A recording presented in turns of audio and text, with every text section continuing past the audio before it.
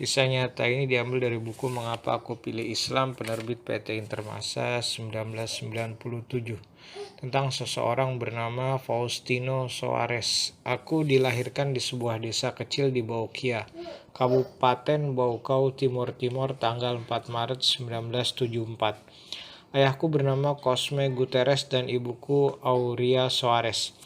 Aku anak pertama dari 3 bersaudara. Seperti telah diketahui, mayoritas penduduk Provinsi Timor Timor beragama Katolik.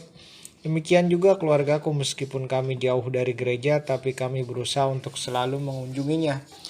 Kami hidup sederhana, santapan kami sehari-hari hanyalah jagung dan sayur-sayuran. Dengan keadaan seperti ini, aku menjadi maklum.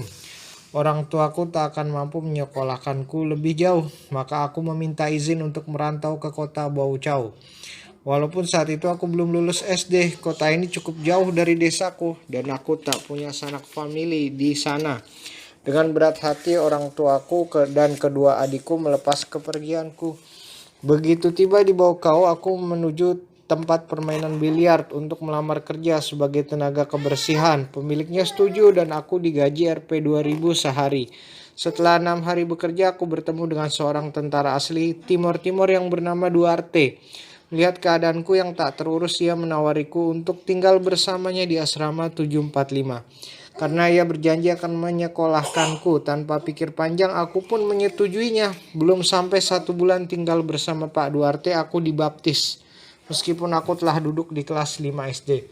Pada saat itu aku sempat bertanya kepada salah seorang pengunjung yang menyaksikan acara itu, mengapa Tuhan berwujud patung dan mengapa ada Tuhan Bapa dan Tuhan Anak? Tanyaku. Dia menjawab, Tuhan itu ada di mana-mana, tapi kita tidak bisa melihatnya kecuali melalui gambar atau patungnya. Lalu aku bertanya lagi, kalau ada Tuhan Bapa dan Tuhan Anak, kenapa tidak ada Tuhan Ibu? Dia terdiam sejenak lalu mengatakan, pokoknya kamu ikuti saja apa yang diajarkan gereja, jangan membantah. Aku tidak puas atas penjelasannya, namun demikian aku hanya diam saja. Pada suatu sore aku melihat beberapa orang memasuki musola yang kebetulan letaknya dekat dengan tempat tinggal Pak Duarte. Karena penasaran aku mendekat dan mengintip kegiatan orang-orang di musola itu. Ternyata mereka tengah membersihkan tangan, muka, dan anggota tubuh lainnya, lalu membentuk barisan rapi untuk sembahyang. Melihat kejadian itu aku menjadi heran mengapa orang Islam kalau akan sembahyang harus membersihkan diri terlebih dulu. Sedangkan kami melepas alas kaki pun tidak jika akan memasuki tempat ibadah. Di samping itu orang Islam harus menghadap kiblat dan berkonsentrasi saat sembahyang. Kami umat Katolik sembahyang dengan menghadap patung besar. Perbandingan-perbandingan semacam ini membimbingku untuk memilih Islam sebagai agama yang tepat.